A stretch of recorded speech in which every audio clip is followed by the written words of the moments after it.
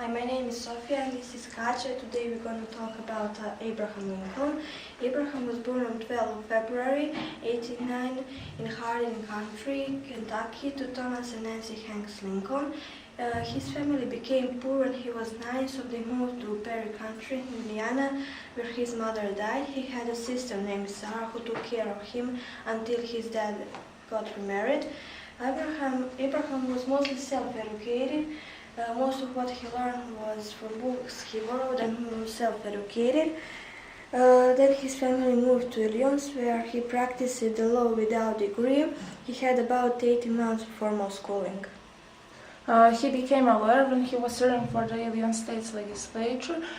He ran for U.S. Congress in 1845, won and served for one term, and then continued his work. He ran for U.S. Senate, did not win, but continued his work as a lawyer.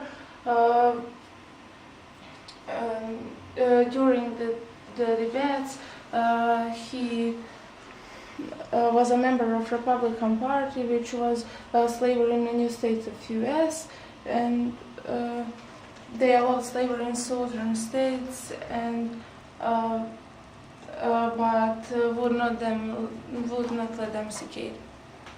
Southern states didn't like the idea of Abraham being president because of his way of politics, so they seceded and formed a new country, Confederacy, before he took office.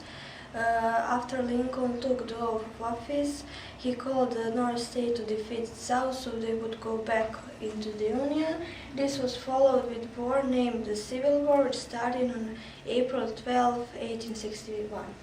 In the war for 4 years died 600,000 Americans. War finally ended on the 9th of April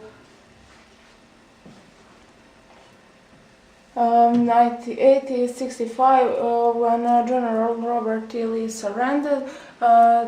Then he wanted to help southern states, but he died before that. Lincoln had a wife, Mary, and 4 children with her. Unfortunately, the 3 of them died when they were young. Abraham Lincoln died on 15 April 1865, and John Wilkes shot him while he was in theater in Washington, D.C. He gave one of the greatest American speeches on the 1st of November 1863, which called Gettysburg Address. He was a big animal lover. He wouldn't hunt or fish. If he were alive today, he would run as an animal shelter. This was a story about one of the greatest American presidents, and thank you for attention. Thank you.